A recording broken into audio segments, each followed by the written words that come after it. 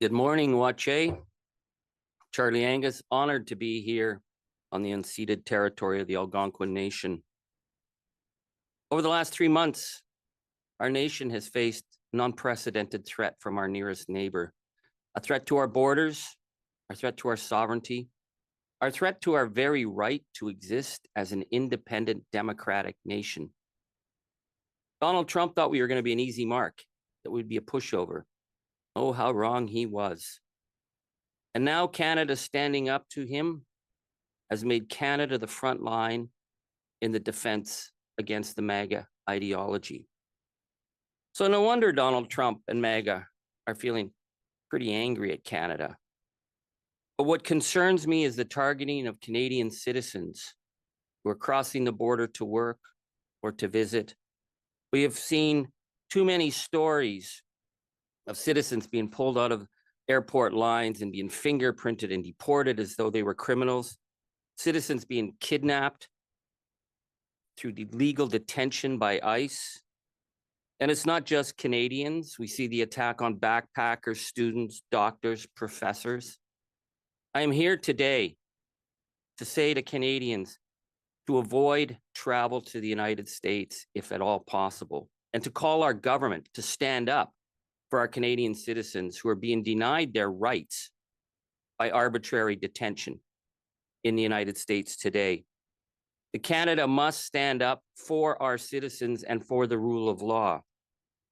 Because what we're seeing, for example, with cops pulling over the folk duo Cassie and Maggie to harass them for being Canadian, is not the actions of a democratic nation.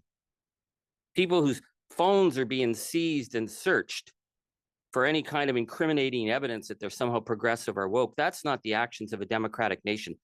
That is the creep of totalitarianism. That is the creep of fascism, and we need to call that out, because that is not what happens in a nation governed by the rule of law. It's been pretty clear that what Donald Trump and the MAGA ideology are focused on is the politics of fear, of keeping their people disoriented and frightened of the border, frightened of their neighbors. And to make that possible, it's become clear that Donald Trump is willing to drive his nation's economy into chaos, to rip up the biggest and best trading partnership in the world, to drive the US travel industry into the ground. Last month alone, there were 500,000 less visits to the United States because Canadians are not going to go to hostile territory. And so what do the stories of arbitrary detention and arrest and throwing young women into freezing cells, handcuffed, send? It sends that the United States does not want to be involved in the world economy anymore. And what we're seeing is that Donald Trump is trying to break the incredible bonds that exist in all our border communities, the bonds that have existed between Americans and Canadians for years, for generations, the deep friendships that we have. He's trying to make us the enemy of the American people. Well, Canada is not the enemy of the American people, but we are the enemy of fascism, and we are the enemy of the Donald Trump ideology. Canada is showing the world what it means to stand up, and ordinary Canadians are in the lead in this fight, and I'm super proud to call myself Canadian at this time. But it is vital that our leaders join this fight with us, that our leaders call out the arbitrary detentions and the denial of rights of citizens, not just Canadian citizens, but all citizens.